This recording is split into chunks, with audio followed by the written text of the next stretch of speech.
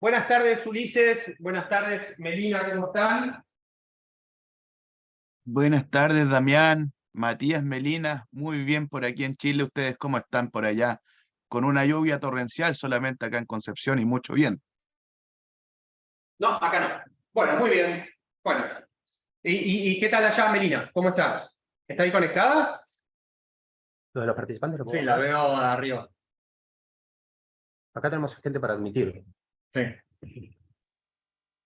Ahí está. Hola, hola, Hola, ¿qué buenas tal, Melina? tardes ¿Cómo a todos. estás? Muy Muy bien. Hola, bien, Melina, ¿cómo estás? Hola. muy bien. Ahí estamos con el hola.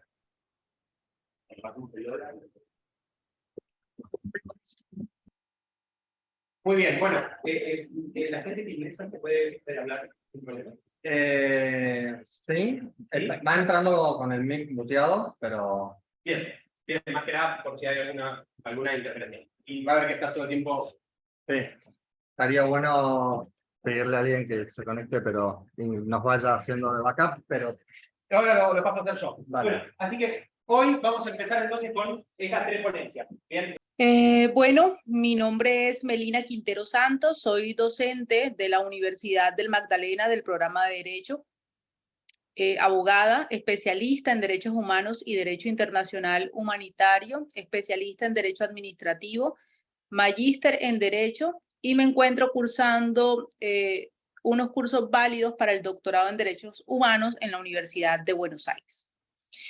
Yo hoy les vengo a hablar un poco acerca de lo que ha sido la historia en Colombia y cómo ha surgido toda una serie de violaciones de derechos humanos dentro del marco del conflicto armado colombiano.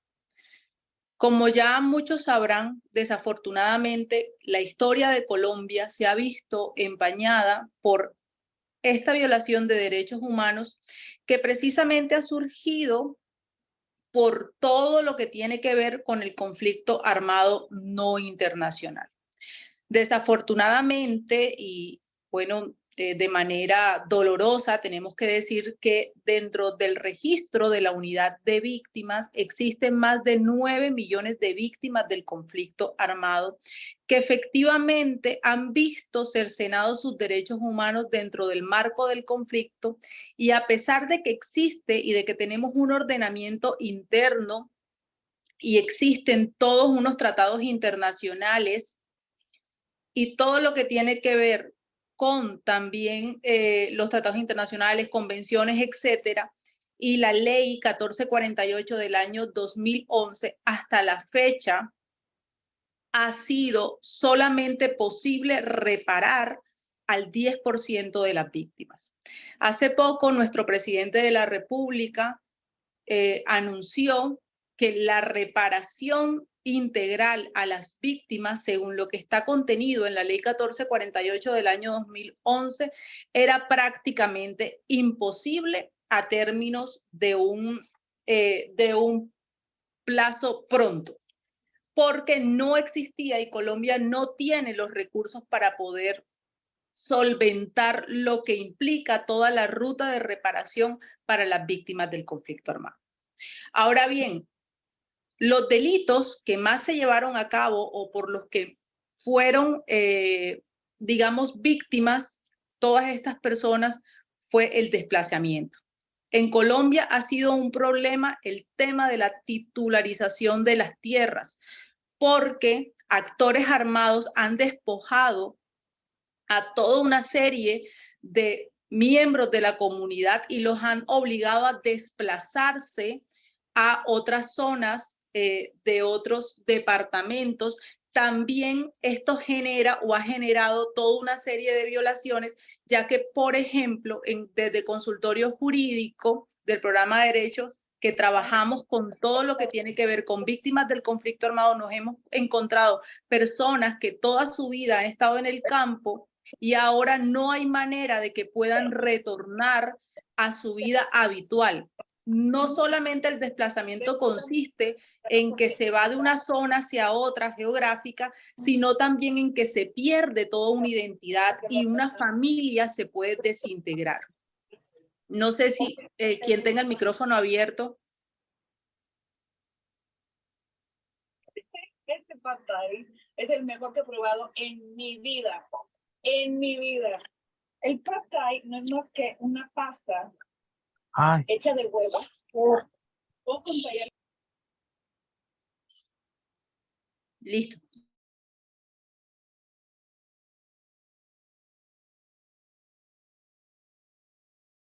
Profesora Melina, se le el micrófono. Aló, eso. ya, listo. No sé, Estaba Damián, si me silencioso. colaboras, subiendo la imagen un poco desde el principio, en donde se establecen toda la ruta de reparación integral y se contienen unas medidas que son la rehabilitación, la indemnización, la satisfacción, la restitución y las garantías de no repetición. En estos momentos, Colombia, a pesar de todos los avances jurídicos que ha podido establecer en las materias de las medidas, no ha sido posible que exista una verdadera restitución. Como yo se los decía, nosotros nos hemos topado con diferentes víctimas que nos han expresado su problemática para retornar a la tierra, para poder acceder a sus tierras como antes los habían hecho, porque existen terceros ocupantes, porque las tierras fueron vendidas de manera simulada, aparentemente de buena fe, etcétera, y estos actores armados lograron someter bajo la amenaza, bajo la coacción a estas personas y les ha sido imposible poder retornar. Entonces, el acompañamiento que puede hacer el Estado a través de sus políticas públicas es fundamental para lograr una verdadera medida de reparación. Ahora bien, a pesar de que la ley 1448 del año 2011 contiene en su artículo 13 un enfoque diferencial, porque tenemos que ver también las comunidades que han sido afectadas por el conflicto armado, como nuestras comunidades indígenas, nuestras comunidades afro, que fueron despojadas de manera violenta de sus territorios y que fueron asesinados muchos de sus miembros. También hay que revisar cómo se realiza ese acompañamiento.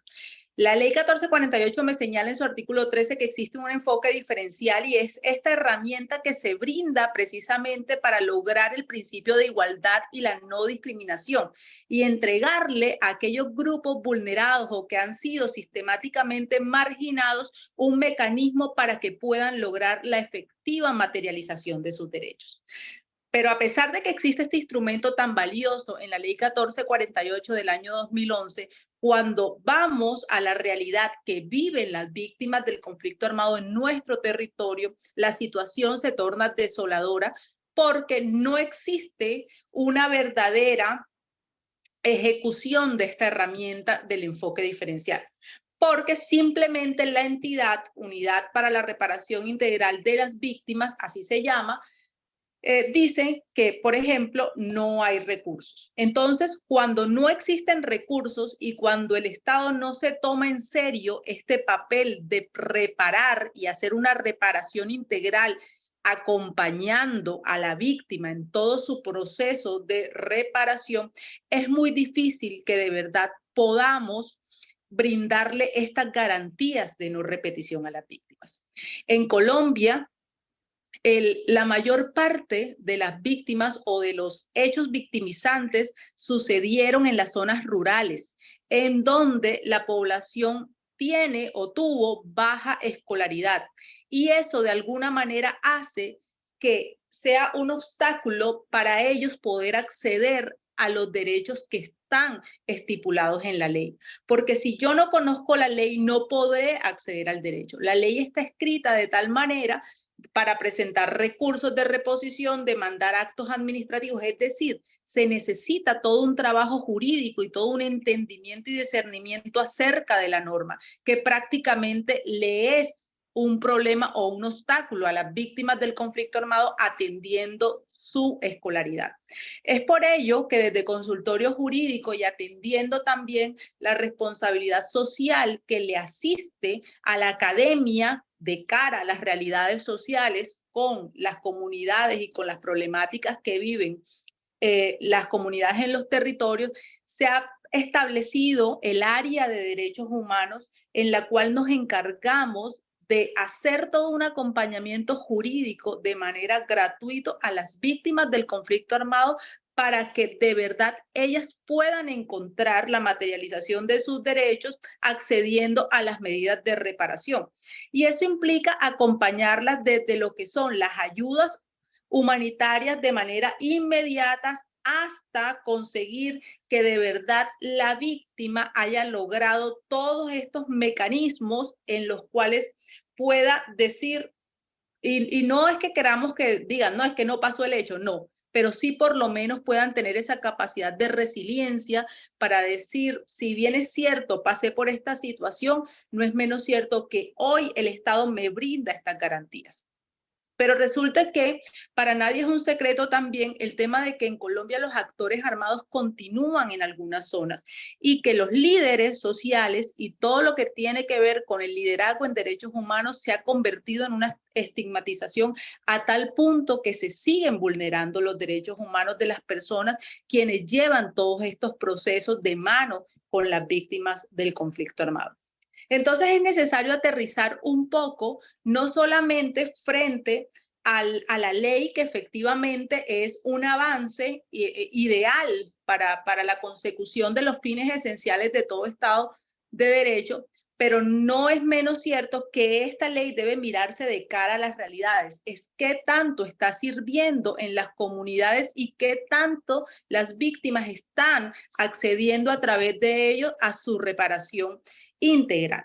Cuando hablamos un poco, y en este caso, por ejemplo, yo que manejo el tema de género y que me gusta acompañar a las mujeres víctimas del conflicto armado, en especial cuando han sido víctimas de algún delito de contenido sexual, según el Estatuto de Roma, nosotros a nivel interno, dentro de nuestro ordenamiento, presentamos falencias para que las mujeres, por ejemplo, que fueron esterilizadas dentro del marco del conflicto armado, puedan acceder a su reparación integral, porque no existe una norma interna que procure la indemnización o la reparación administrativa de estas mujeres. Ni siquiera se les brinda un acompañamiento psicoorientador, psicológico, psicosocial, para que puedan para solventar todas estas circunstancias que vienen después de una violencia sexual. Entonces, si nosotros dentro de nuestro ordenamiento interno no tenemos claro todas estas situaciones, muy poco vamos a poder avanzar con las víctimas, que es lo que ahora nos está pasando. Entonces, realmente se pretenden estas clases y estas capacitaciones para visibilizar la problemática que tiene Colombia, pero sobre todo para que reflexionemos en un espacio académico sobre el rol que tienen las universidades para, de alguna manera, revisar el derecho o enseñar el derecho de cara a las realidades y a las problemáticas sociales que viven las distintas sociedades. Por ejemplo, aquí en Colombia, que tenemos un conflicto armado de más de 60 años, que a pesar de estar luchando por una paz, que a pesar de todos los esfuerzos de los distintos gobiernos para poder estar en paz, todavía se presentan situaciones de orden público que son violentas y se presentan actores armados que mandan en una población y se ve la poca presencia del Estado o la nula presencia del Estado. Entonces, sí es necesario que se visibilicen todas estas cosas y que nosotros también como académicos podamos hacer una crítica estructurada sobre lo que implica la ley, sobre lo que implica la aplicación de la ley y qué tanto se ajusta esta ley a las necesidades que tienen las víctimas del conflicto armado en Colombia. Por ejemplo, en el departamento en donde yo vivo, que es el departamento del Magdalena, yo estoy en la ciudad de Santa Marta. Si revisamos el departamento del Magdalena, es un departamento extenso que fue golpeado brutalmente por las autodefensas y también por parte de la guerrilla, pero sobre todo también sufrieron estos estragos nuestros indígenas. Yo estoy a muy pocas horas de lo que se conoce como Sierra Nevada, ojalá lo puedan revisar y buscar en Google en sus casas, porque de verdad que esos resguardos indígenas y esa naturaleza y esos derechos del medio ambiente también se han visto afectados precisamente por el conflicto armado colombiano. Damián, no sé si bajas un poquito la infografía que hice a manera de mostrar. Entonces tenemos que, a pesar de que la unidad, como les decía yo, para la atención y reparación de las víctimas es la entidad encargada de hacer ese acompañamiento a las víctimas, encontramos que a pesar de que ellos expiden unas resoluciones para priorizar a las víctimas según su edad, según su condición de discapacidad o según su enfermedad, no existe en materia de género, por ejemplo, una priorización a las mujeres, aun cuando las mujeres víctimas del conflicto armado son más de la mitad en Colombia, más de la mitad del total de víctimas en Colombia. Entonces, esa cifra hay que tenerla muy en cuenta porque lo que vivieron las mujeres dentro del conflicto armado no fueron hechos victimizantes aislados, sino fue toda una violencia basada en género que efectivamente aplicaron todos estos actores armados porque mujeres fueron sometidas desde la manera en que se tenían que vestir hasta hacer labores dentro de esos grupos armados y fueron reclutadas, fueron violadas, a muchas se les asesinaron los hijos, se les asesinaron los esposos. Entonces, toda una violencia de género que efectivamente tiene que visibilizarse en las sentencias que emita el respectivo tribunal. Como lo decía, el panorama es desolador dado a los pronunciamientos que ha dicho nuestro presidente en cuanto al presupuesto que existe para la reparación de las víctimas. Todas las víctimas necesitan, requieren el acompañamiento del Estado, pero si no existen los recursos, no podemos avanzar en una verdadera reparación integral. Así las cosas, nosotros lo que hemos hecho, y voy a hablar un poquito del trabajo que hemos realizado, y es llevar el consultorio hasta las comunidades en donde se encuentren las víctimas, ver sus realidades, comenzar a hacer acciones legales para cambiar esas realidades y para lograr que el Estado, por medio de las acciones constitucionales y administrativas, dé cumplimiento a esa norma que está establecida y que no es un capricho de las víctimas, sino que surge de toda esta necesidad y del número de víctimas y de la lucha de las víctimas que han tenido que librar durante años, porque tengo víctimas de más de 25 años que hasta la fecha no han tenido ni una sola cita con un psicólogo. Entonces, miren cómo puede seguir el Estado revictimizando a la víctima. Entonces aquí tendríamos que hablar y hacernos esta pregunta: ¿enfoque diferencial sí o simplemente son acciones de revictimización a la víctima? Eso lo tenemos que revisar no solamente de cara con la ley, sino de cara, como ya lo he insistido, a las realidades sociales que presentan esas víctimas. Yo no me quiero extender más. No sé si tengan alguna pregunta, si quieran conversar un poco. Melina, bueno, muchas gracias Melina desde ya, desde aquí, desde Buenos Aires, desde la Facultad de Derecho de la Universidad de Buenos Aires. Te agradecemos muchísimo. Sí, la idea es que abramos ahora, si les parece, un pequeño espacio para algunas dudas o consultas. Aprovecho que está presente también representantes de la Universidad de Belgrano, que también colaboraron con lo que es la convocatoria y también están apoyando esta actividad. Tengo la presencia de una amiga de Chile, también amiga y conocida de los colaboradores que están conectados, que es Natalia. Así que para mí sería un honor, un privilegio poder abrir este espacio, Melina, y aprovechar que estás conectada y que tenés unos minutos más para, bueno, hacer sí, un ping-pong de algunas preguntas o algunas dudas que tengan los alumnos, que tengan alguna persona que esté en Zoom. Y bueno, nada, aprovechar tu experiencia y desde ya lo que estuviste compartiendo con nosotros. Si alguien tiene alguna duda, les pido que se acerquen un poco por el tema del MIC. Así no tengo que gritar como. Claro.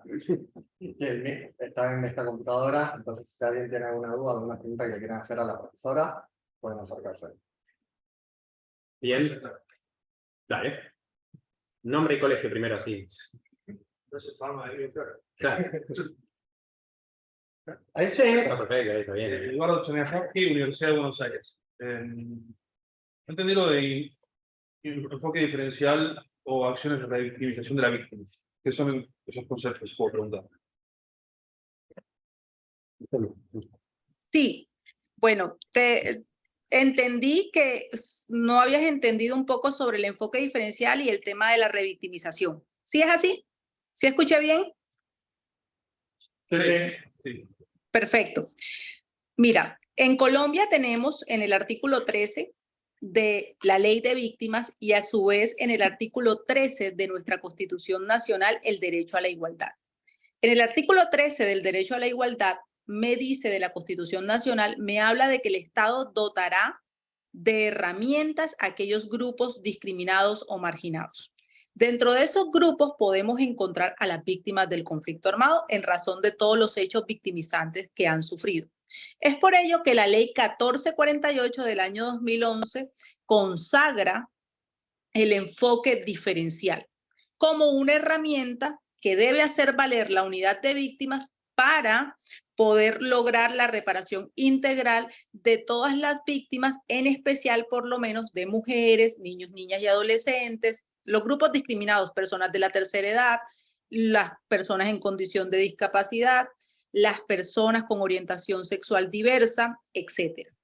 Pero cuando vamos a la práctica, lo que encontramos es que a pesar de que existen criterios de priorización para que se aplique un enfoque diferencial, y voy a poner un caso muy puntual que nos pasó, y es con respecto a una víctima del conflicto armado con orientación sexual diversa que tenía una enfermedad VIH, y solicitamos la aplicación del enfoque diferencial para la reparación integral, y la unidad de víctimas nos contestó que no había lugar.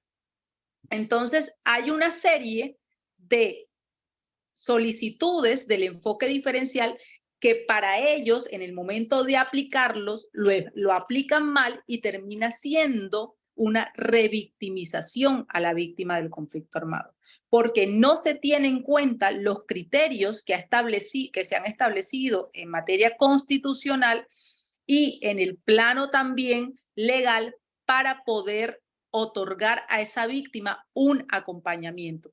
Entonces, desde la primera entrada, y lo hablo con conocimiento de causa con las víctimas que nos han informado, es que fuimos a la unidad de víctimas y nos dijeron, no hay sistema, venga después. Es que fuimos a la unidad de víctimas y cuando declaré que había sido violada por un actor armado, lo que me dijeron fue, ¿no será que tú querías? Entonces, miren cómo existe una revictimización que está en cabeza del Estado y que sigue a la fecha llevándose en contra de la población víctima del conflicto armado. Por eso yo siempre, y les hago las preguntas a ellos cuando estamos en conferencia, ¿será que la unidad de víctimas ha entendido el enfoque diferencial como un enfoque para revictimizar a la víctima? Entonces, es bueno que nosotros analicemos y por eso agradezco el espacio que como estudiantes, como docentes, como académicos, revisemos esta postura que debemos tener crítica siempre, pero sobre todo también para apoyar a las víctimas en su proceso de reparación, sobre todo porque estamos si no lo hacemos desde la academia, ¿dónde más lo vamos a hacer? Es lo que siempre pregunto, tenemos que visibilizar esos casos. ¿Alguien más tiene alguna otra pregunta que quiera hacer? ¿Qué tal? Buenas noches. Mi nombre es Cristian. Bueno, quería consultar a la doctora si como operadores jurídicos de Colombia ustedes no pueden acudir a ningún organismo internacional para hacer cumplir esta ley. Claro que sí.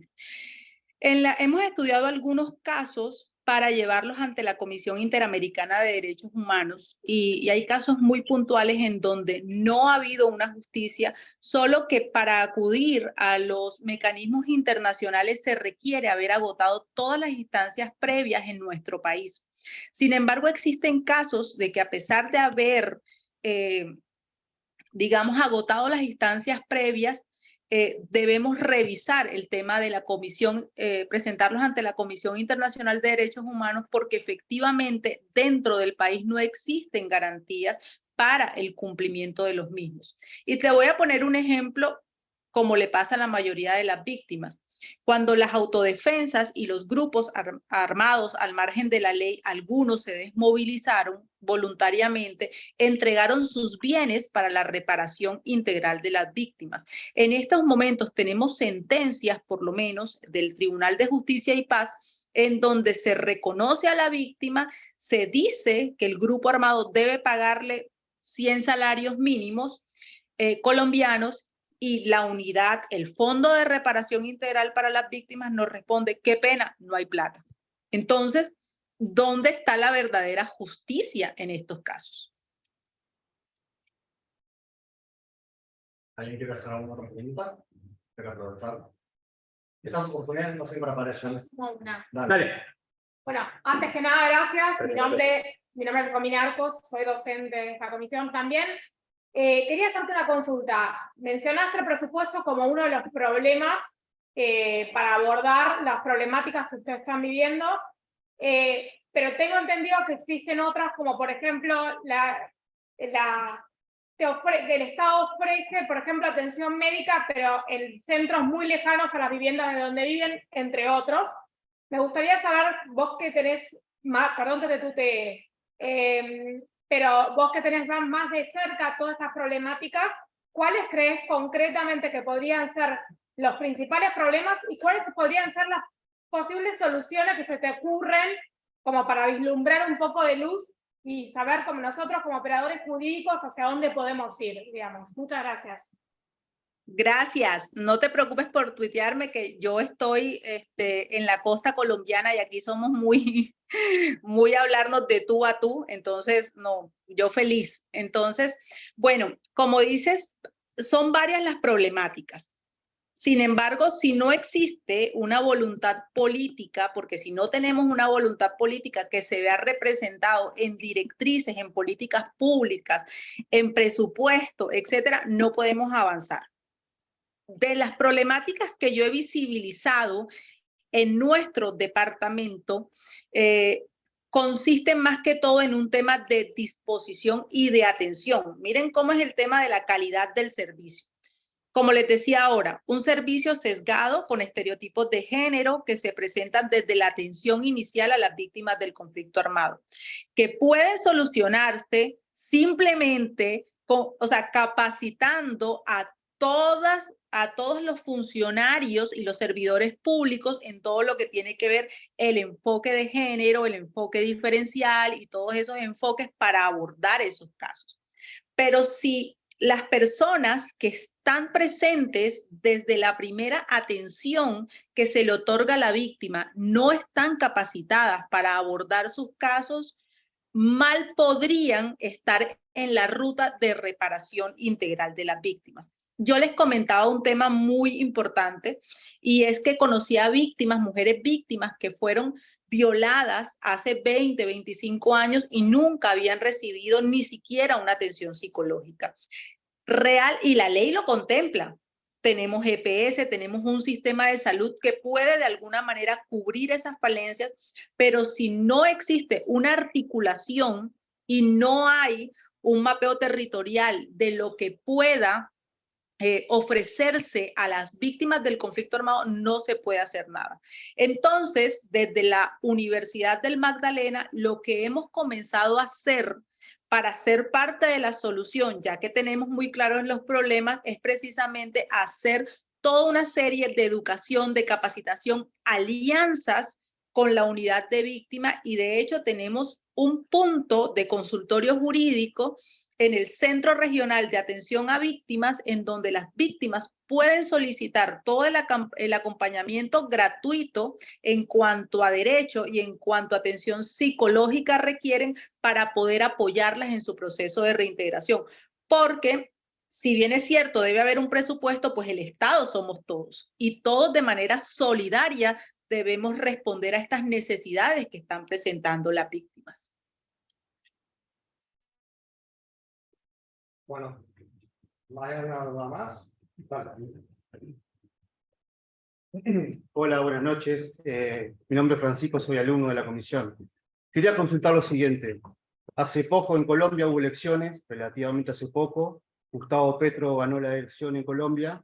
Y la pregunta es, si durante la campaña electoral hubo una propuesta cierta de ayudar a las víctimas, de que el Estado colombiano iba a impulsar políticas que ayudan a la víctima, que solventen la problemática, y una vez asumido el poder, incumplió o se desatendió del tema. Esa es la pregunta. Yo pienso, desde mi experiencia pues, con las víctimas y desde todo lo que he oído, sí, esto ha estado en la agenda del presidente.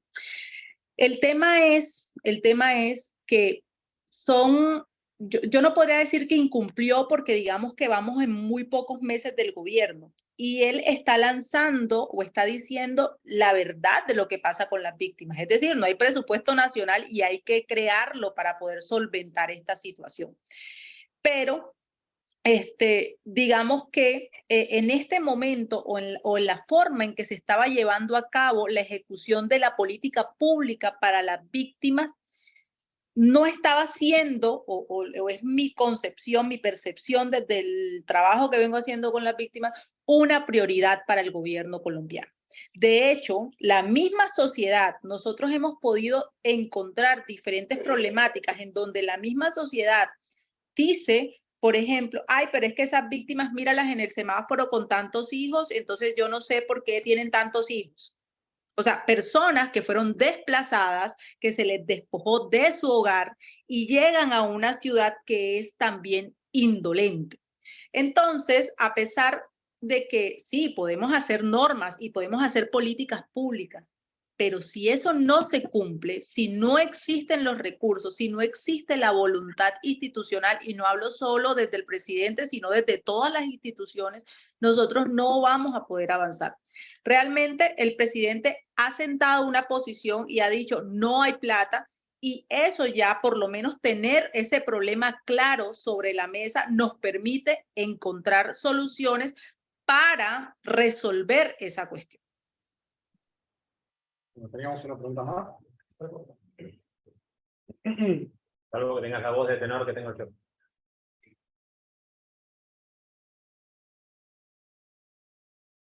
Yo quería saber, y también la abro la pregunta a los profesores de acá, porque nosotros para el primer parcial vimos que... Hubo injusticia, que desde los estados se les suele reconocer como grupos beligerantes a estos grupos armados, justamente con el fin de que la responsabilidad recaiga en estos grupos armados. Por eso me llamó mucho la atención que la reparación recaiga 100% en el Estado. Quería saber cómo era ese proceso en el cual quiero saber si la responsabilidad por los hechos se le dio al Estado o a estos grupos, y cómo es la transferencia de la responsabilidad de indemnizar desde estos grupos al Estado.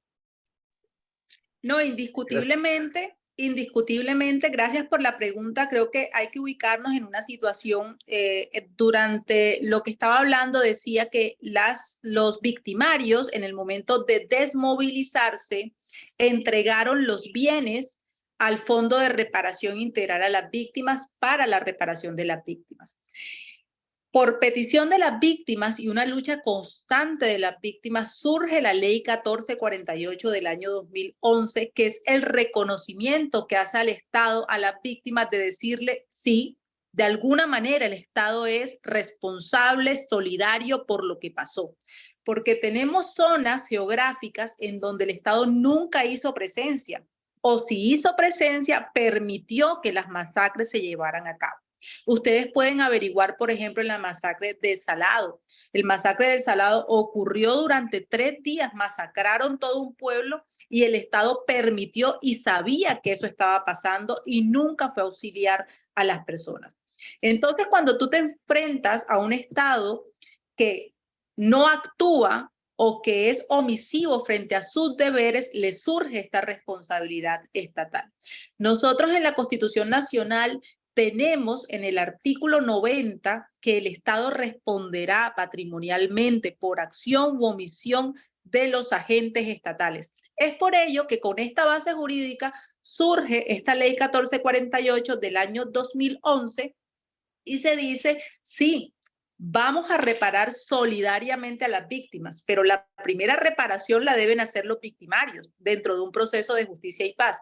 El problema es que tenemos 20 años esperando esos procesos de justicia y paz.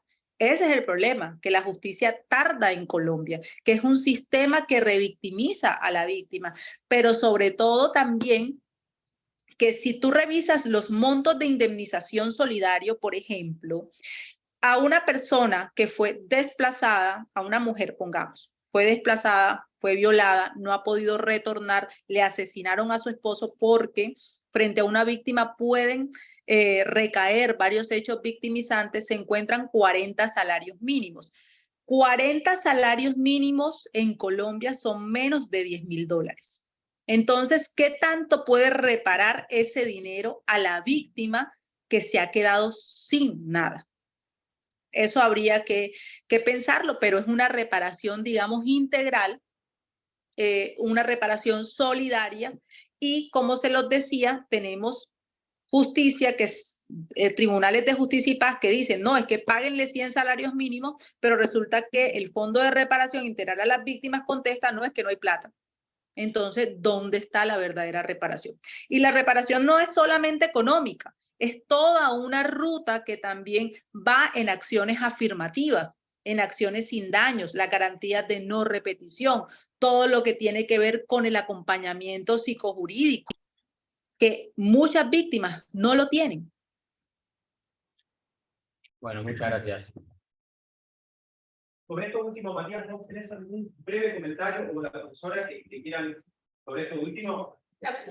Todavía ustedes no vieron, vamos a ver una clase justo de conflictos armados, derecho humanitario, y vamos a completar todo esto, pero creo que hasta lo que vieron ahora y para lo que va a venir ahora, el tema que viene, que es la responsabilidad, me parece que es una excelente introducción para que nosotros podamos arrancar desde esto, y bueno, creo que muy bien y muy concisamente responder a preguntas sin hacer una clase teórica que tenga los fundamentos básicos, ¿no? Y aparte importantísimo que fue en la misma línea por donde habíamos ido nosotros en clase, que cosa que esto evidentemente no fue coordinado porque nunca no esperábamos la pregunta, así que... A veces pasa. Bien, yo hago un leve aporte. Acá, yo iba a estar por el lado de la omisión. No, está bien, igual es más para ella, porque ya Melina me ha escuchado, pero también para la gente que está. Cuando pienso, no me imagino que me veo opinado aquí. Lo que estaba pensando era el tema de la omisión del Estado, ¿no? Digo, cómo el Estado sale a responder por acción o omisión y qué tan grande es la omisión cuando, bueno, están estos grupos. Y acá el alumno que, bueno, no está como para señalarlo, pero cuando él justamente hizo referencia a esto de los grupos armados o grupos beligerantes o paramilitares y demás, como en Argentina pasó lo mismo, no quiero entrar en el tema porque si no nos va a llevar, no a esta clase, sino a una vida, sí, o más, probablemente, pero digo, cómo de alguna manera también el Estado argentino tuvo que hacer lo mismo a la hora de la reparación, bien, para los desaparecidos, para las familias desaparecidos y demás, ¿no? Digo, el Estado viene a funcionar de esa manera, ¿no? Y si salimos de los derechos humanos y nos vamos al derecho comercial, encontramos al Estado respondiendo por los bancos, o sea, digo, cómo a la hora de hablar del Estado, su máxima expresión, ¿no? Lo más paternalista que hemos visto, y en Argentina, en Sudamérica se ve mucho esto, cómo el Estado aparece, bien, para salvaguardar cuestiones sociales, bien, que tal vez a veces añoramos, y perdón, porque hoy estuve mirando algunas noticias de la tele y todo, decía, no, porque en Estados Unidos tal vez uno ve al Estado norteamericano salir a salvaguardar bancos, bien, para que el dólar se mantenga, bien, y rara vez van a encontrar que el gobierno de Estados Unidos sale a salvaguardar cuestiones sociales como en Latinoamérica tal vez lo vemos todo el tiempo, y tal vez ahora con algunos discursos tal vez un poco raros, estamos viendo como que eso se lo está vapuleando mucho. Bien. No nos olvidemos que nacimos en esta tierra, nacimos en Latinoamérica, donde el Estado continuamente sale a tapar estos baches, nada, y así estamos. Pero bueno, Melina, no sé si estás todavía ahí, pero muchísimas gracias Nada, la despedimos. Sí, muchísimas gracias a ustedes por invitarme. Aquí me quedaré atenta a la intervención de mis compañeros. Bueno, muchas gracias. Gracias, Melina. Ulises, ¿estás por ahí, Ulises, todavía? Ahora sí. Ahí está. ¿Cómo están? Buenas tardes a todos los presentes. Saludos especialmente al profesor Matías Benedit, que nos ha permitido, por cierto, generar este importante espacio de diálogo latinoamericano en el contexto de su cátedra de Derecho Internacional. También agradezco la excelente intervención de nuestra querida profesora Melina Quintero Santos y la invitación de nuestro profesor Damián Rodrigo Pizarro. Hay muchos temas importantes que hoy se exponen, por cierto, desde Colombia y Argentina. Se han compartido y se compartirán muchas experiencias y reflexiones acerca de lo que está pasando en el contexto latinoamericano vinculado a narcotráfico, conflictos armados y también derechos humanos, por cierto. Agradezco sobre todo a la Biblioteca de la Universidad de Belgrano, que nuevamente ha abierto su espacio a la conversación dentro del contexto del derecho, con una visión latinoamericana, con una visión integradora, abriendo las fronteras al conocimiento. También, por supuesto, agradezco y saludo a mis alumnos de la Universidad de las Américas que he visto que están aquí presentes desde la Cátedra de Derecho Político, representando, por supuesto, a nuestra querida ciudad de Concepción y a la sede de Chacabuco. Nos sentimos honrados, por lo tanto, para poder conversar y debatir de estos importantes temas, de estas importantes preocupaciones que nos afectan como países miembros de una comunidad, ¿cierto? Una comunidad latinoamericana que, sin duda, la historia misma de nuestro continente ha estado marcada por hechos muy desastrosos, por conflictos, por el narcotráfico y otras problemáticas que sin duda es necesario atender y que podamos conversar. En este sentido, del lugar que vengo, Chile, se dice que es un país bastante pacífico. De hecho, el océano que nos baña alrededor, ¿cierto?, se llama Océano Pacífico, y con él colindamos miles de kilómetros. Hacemos un guiño a ese Océano Pacífico incluso en nuestro himno nacional, al hablar del mar que tranquilo te baña, refiriéndose, por supuesto, a Chile y al océano. Además, podemos decir que desde 1879 en Chile no tenemos un gran conflicto armado con potencias extranjeras, que signifique, por supuesto, miles de víctimas en el territorio nacional mismo.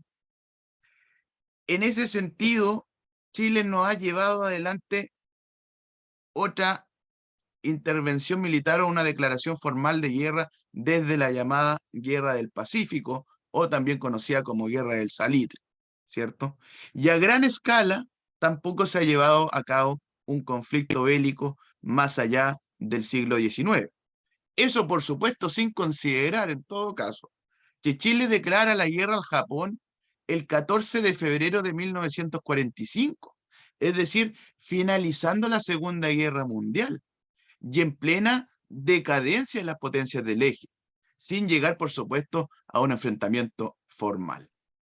En el plano interno, en todo caso, dejando de lado además la guerra civil de 1891, muchas sublevaciones también internas en el siglo XX y otras escaramuzas que se dieron en el contexto de Guerra Fría, donde incluso se produjeron más muertes civiles que enfrentamientos militares, lo que podría significar, por supuesto, un enfrentamiento entre fuerzas beligerantes internas.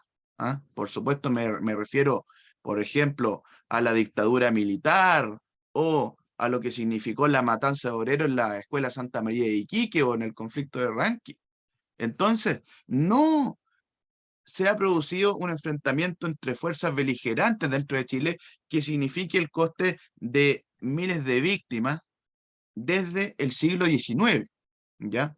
Podemos considerar en todo caso la sublevación de la escuadra de 1931, pero de todas maneras trajo un desconocido número de muertos que no sobrepasaría un centenar.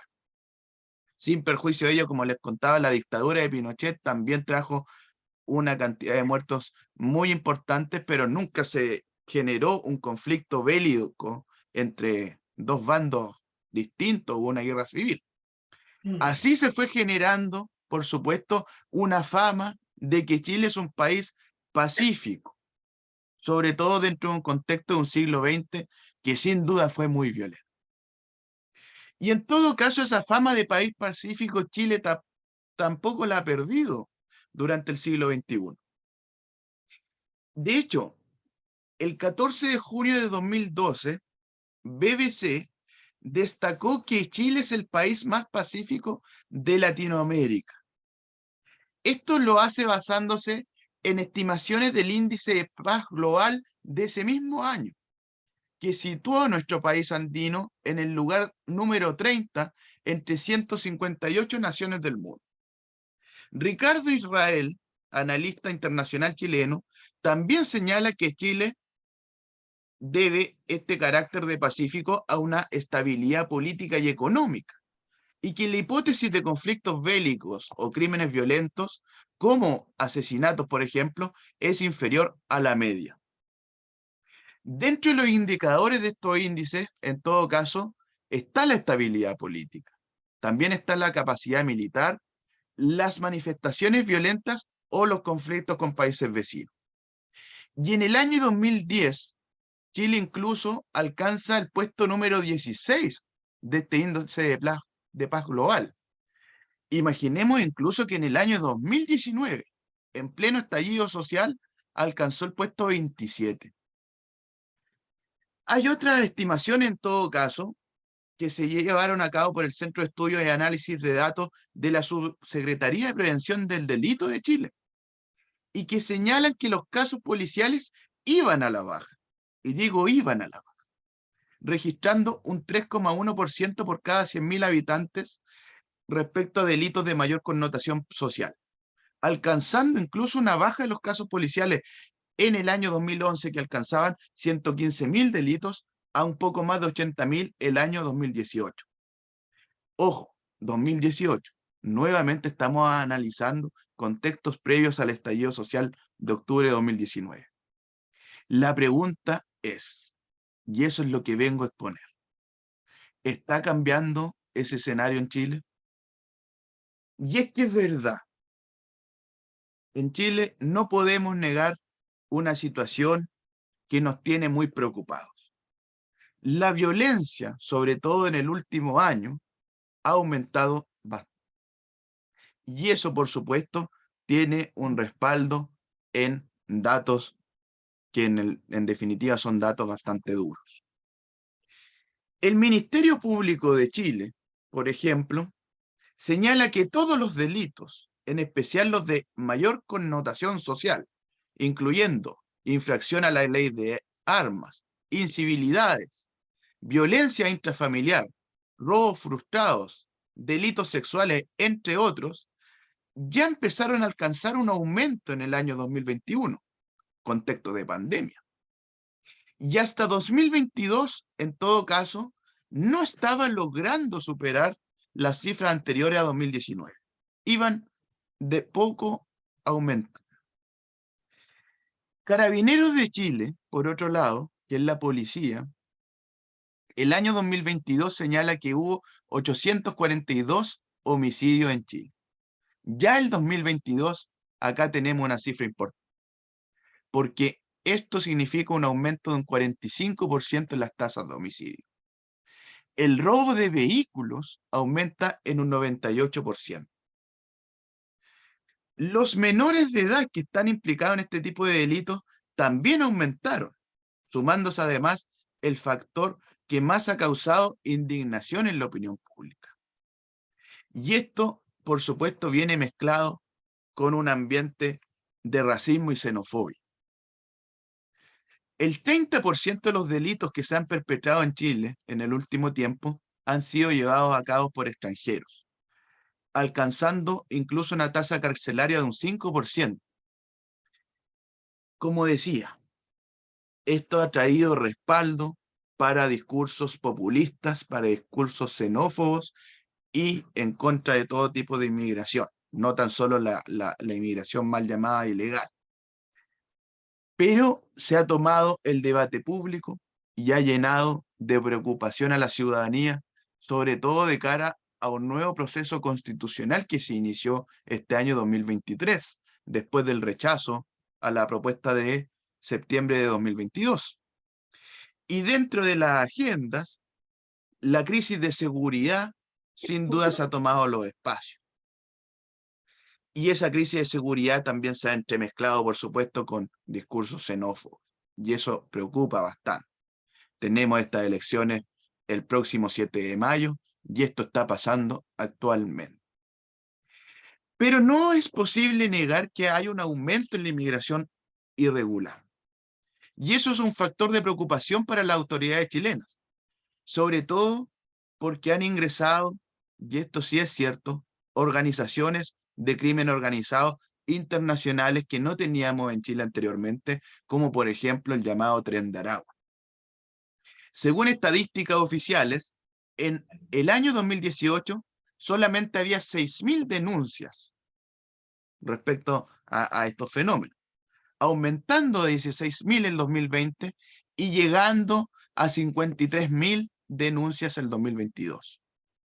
Los homicidios también aumentaron a un 58%, sobre todo los cometidos con armas de fuego. El gobierno de Chile considera esto como un fenómeno nuevo, que los homicidios con armas de fuego aumenten de una manera tan brutal. 6 de cada 10 homicidios que se cometen en Chile actualmente son con armas de fuego. El 62% de esos homicidios, además, se produce en la vía pública e incluso a plena luz del día. Sin duda, esto ha llevado a que el temor ciudadano aumente, vaya creciendo.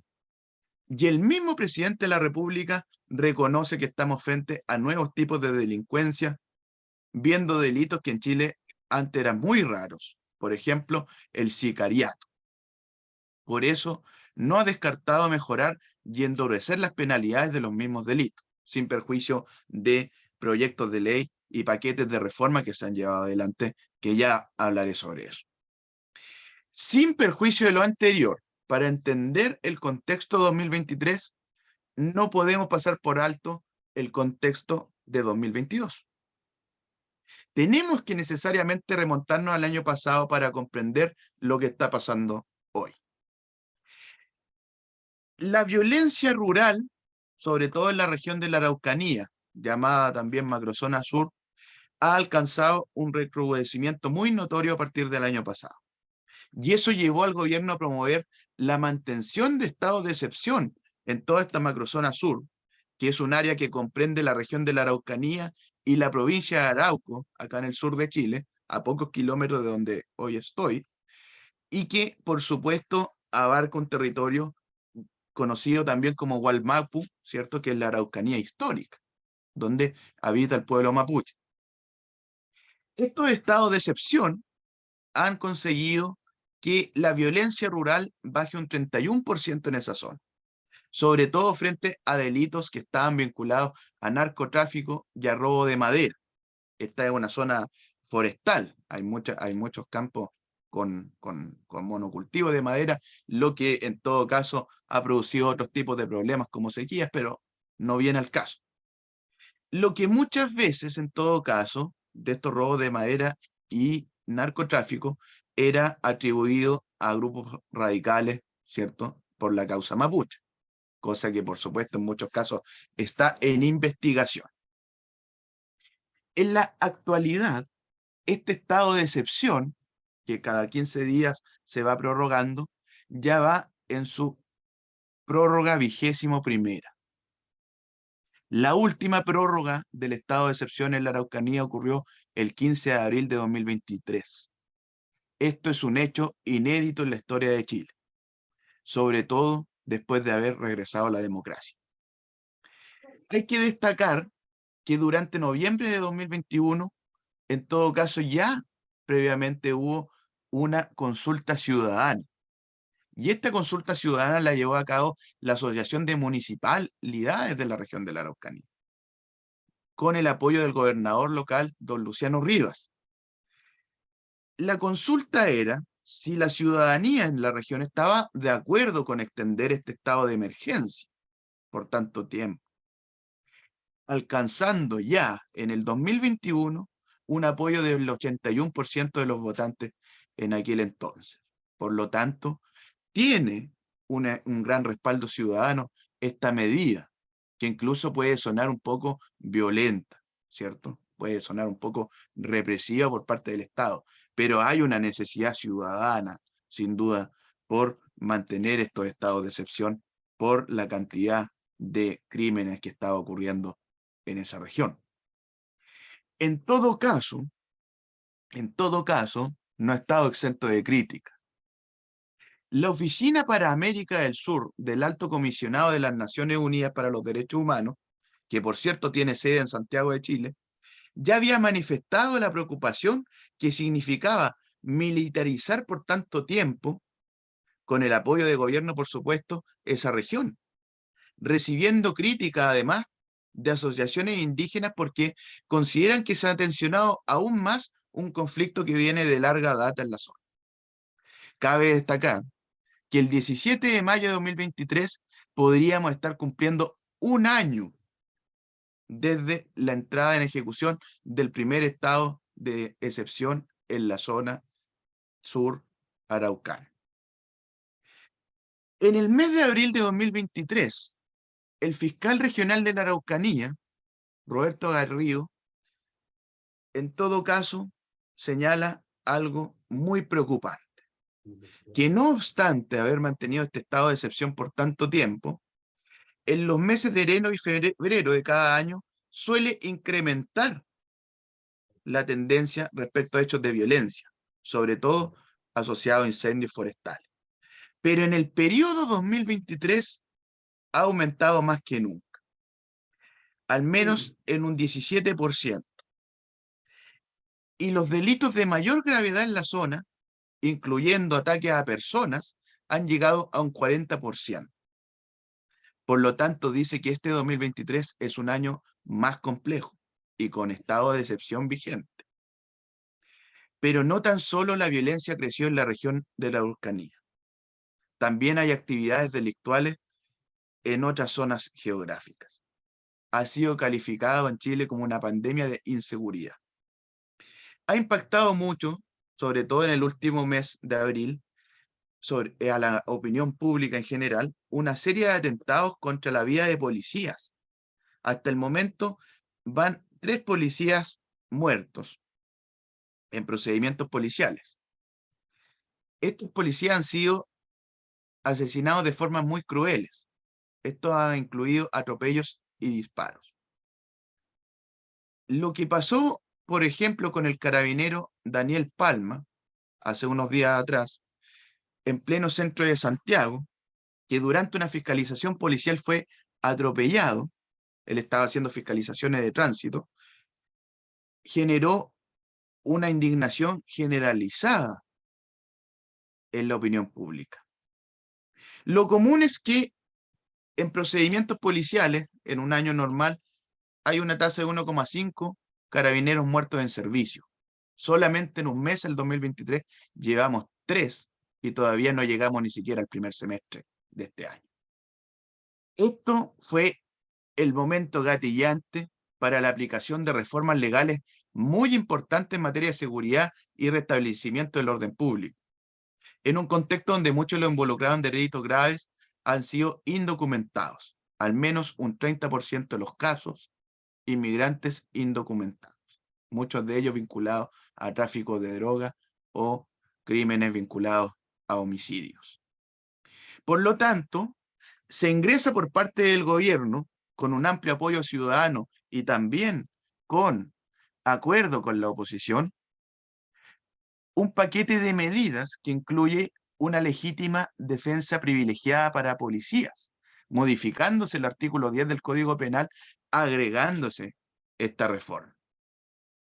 Por lo tanto, Esto fue muy aplaudido por una ciudadanía indignada y atemorizada por la inseguridad que se vive en el país.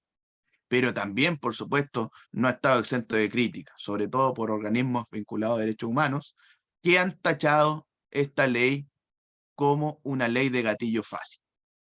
La Organización de Naciones Unidas incluso indicó que esta ley reduce la rendición de cuentas, obstaculiza el acceso a la justicia para las víctimas de abuso y favorece la impunidad. Es irónico, en todo caso, que hace 2 años atrás se criticaba a la policía de Chile por ser muy represora, y hoy día la misma ciudadanía está pidiendo mano dura contra la delincuencia. Así es como van cambiando también los contextos sociales. Cabe destacar que a pesar de todo esto, el ataque a los carabineros no ha cesado. En la comuna de La Florida, parte del Gran Santiago, 3 policías resultaron heridos a bala el 12 de abril. En San Antonio, el 8 de abril, un conductor de Uber trató de atacar a un funcionario policial, siendo ese conductor repelido por el uso de ametralladoras UCI por parte de carabineros. Este hecho también llama mucho la atención porque es la vuelta de la ametralladora UCI después de 10 años que esta arma no se utilizaba por las fuerzas de seguridad. En todo caso, como les digo, el ataque a carabineros ha seguido. Cañete se puede mencionar, Recoleta, Coronel, Estación Central, entre otras comunas. Incluso, durante esta semana que pasó, se atacó a tiros una comisaría y un terminal de bus en la ciudad de Calama, lo que generó 5 personas heridas y 2 muertos. Esto, por supuesto, decantó en una gran protesta ciudadana en la ciudad de Calama, que cerraron los accesos a las mineras, a la ciudad misma y al aeropuerto. Y se han generado protestas contra el narcotráfico, la corrupción, la inseguridad y los problemas migratorios de la zona. Esto ha llevado a que el gobierno mismo implemente un plan que se llama Calles sin Violencia, resaltando, por supuesto, la importancia de que en las 30 ciudades más inseguras del país se implementa un paquete de medidas que lleve a efecto un incremento de la actividad policial en esos sectores, el perseguir, ¿cierto?, a personas que andan prófugas de la justicia, esclarecer homicidios no resueltos y además evitar la cifra de 934 homicidios que llevamos hasta la fecha desde 2022, lo que significa 4,7 asesinatos por cada 10.000 habitantes. En todo caso, el gobierno chileno de todas maneras ha recibido críticas por haber, dicen, desnaturalizado su propio programa, donde incluso buscaba la refundación de Carabineros de Chile y programa, por supuesto, que carecía de medidas efectivas en cuanto a orden público y seguridad social. Sobre todo los sectores más progresistas hoy sostienen que ha cambiado esa tendencia, o sea, de tener una visión más refundacional de la institución de Carabineros, hoy día significa, ¿cierto?, que existe un paquete de medidas que refuerza la seguridad y refuerza las atribuciones policiales. En todo caso, cabe señalar que han ocurrido también algunas declaraciones y acciones que no dejan de ser polémicas en este contexto. El fiscal general de Chile, el señor Ángel Valencia, instruyó a todos los fiscales solicitar prisión preventiva para todos los extranjeros que sean detenidos e indocumentados, recayendo en todo caso la decisión, ¿cierto?, en jueces de garantía, pero esto no ha estado exento de polémicas ni de críticas. Para finalizar, lo que quiero manifestar es un problema que no afecta a un sector político determinado, sino que a un país entero. Sin duda no nos podemos tapar los ojos, ante la falta de seguridad y de orden público, sobre todo de paz social. La paz y la justicia son objetivos para lograr una sociedad más justa, más equitativa y un progreso real. Hay que enfrentar con determinación la delincuencia, el narcotráfico y la corrupción, pero sin olvidar el respeto irrestricto a los derechos fundamentales, sobre todo vinculados a un debido proceso. Eso quería comentar hoy día. Agradezco a todos por haberme escuchado. Muchas gracias. Bueno, muchísimas gracias.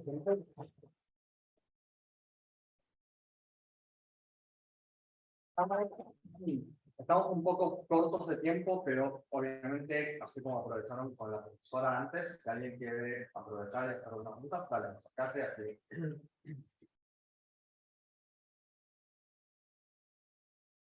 ¿Qué tal? ¿Cómo le va? Buenas noches. Mi nombre es Santiago. Lo que le quería consultar es si desde una perspectiva de la política criminal de un país, cree que el endurecimiento de las penas es una buena forma de prevenir el delito. Bueno, ojalá que eso no signifique, por supuesto, una vulneración grave de derechos fundamentales. Yo creo que lo importante es poder generar políticas de prevención, de educación y también de resguardo ciudadano antes de tratar de incorporar una agenda punitiva, ¿cierto?, muy extrema. Como digo y expuse también, no deja de ser preocupante lo que está pasando. Se están tomando muchas decisiones sin una reflexión acá en Chile quizás, pero sin duda hay una necesidad de hacerlo también. En ese sentido, por eso ha sido muy criticada esta legítima defensa privilegiada para casos policiales. No deja de ser preocupante de que en un mes también llevemos alrededor de 5 personas muertas en procedimientos policiales. Pero hay que ver por qué, ¿cierto? Es como hay un enfrentamiento muy grande en la delincuencia organizada y, como decía, muy distinta a lo que Chile estaba acostumbrado. Por eso era importante señalar que al menos hasta el 2022 solíamos ser un país relativamente pacífico. Y hoy esto se está desbordando y eso está llevando a tomar medidas desesperadas. Pero hay que tener ojo. A veces poner demasiada punición, ¿cierto?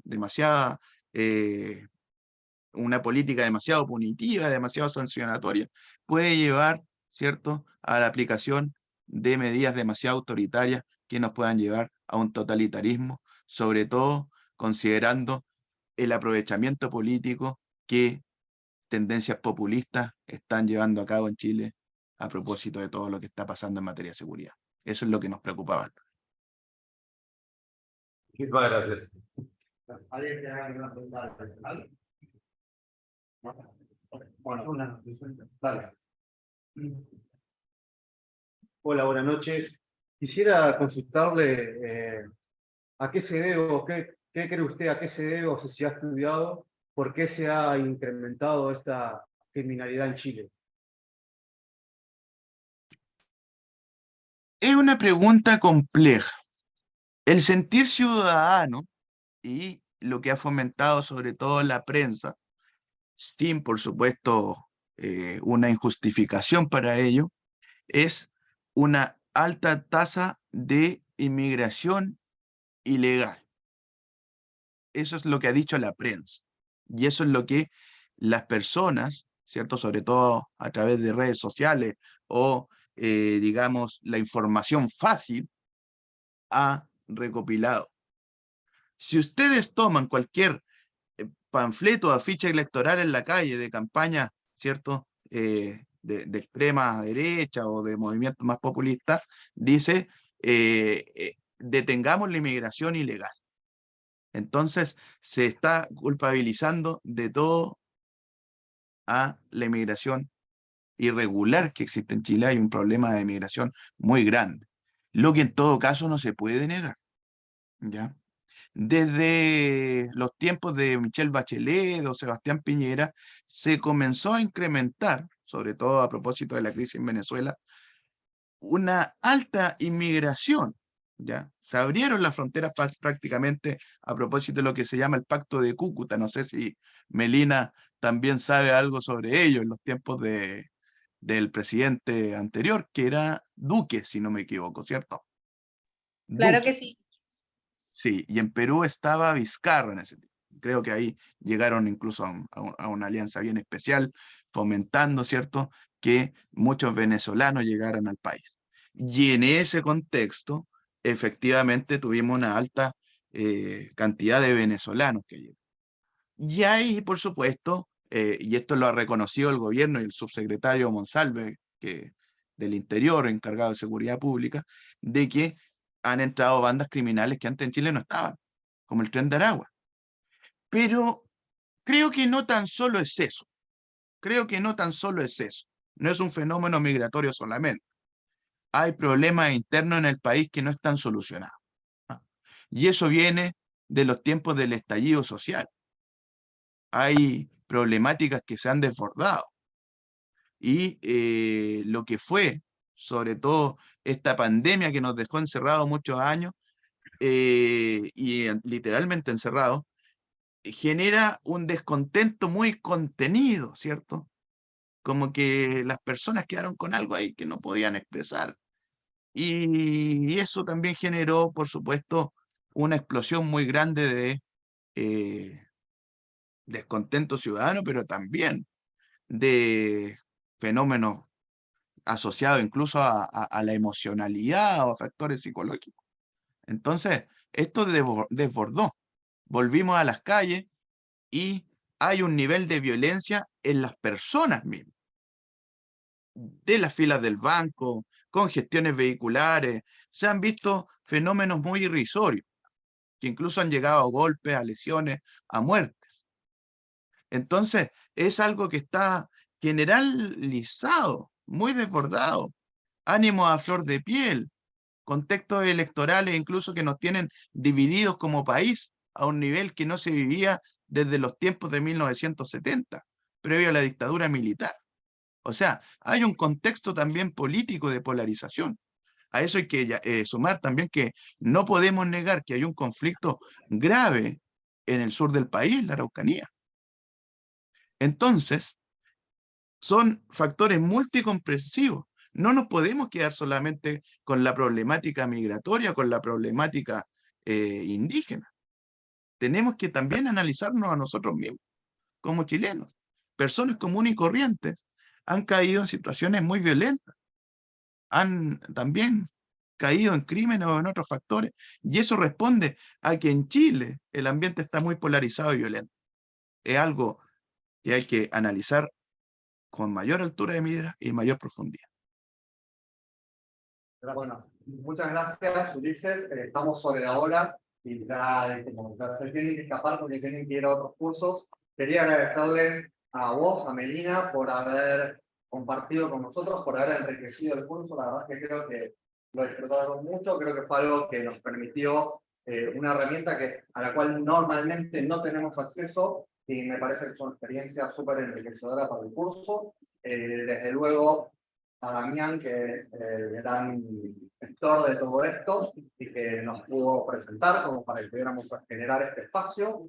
Y bueno, le quiero agradecer también, obviamente, a todo el curso y a todas las personas que se conectaron y estuvieron presentes vía Zoom, porque la verdad es que esto se va construyendo con participación y en definitiva creo que eso es lo que termina aportando a que este tipo de diálogos sea cada vez más fructífero. Así que muchas gracias, Melina, muchas gracias, muchísimas gracias, Damián. Y bueno, buenas noches y gracias por todo. Muchísimas gracias. Muchas gracias, buenas noches. Gracias por la invitación. Bueno, gracias. Entonces ahora vamos a dar por cerrado y ya vamos a ir cerrando el Zoom.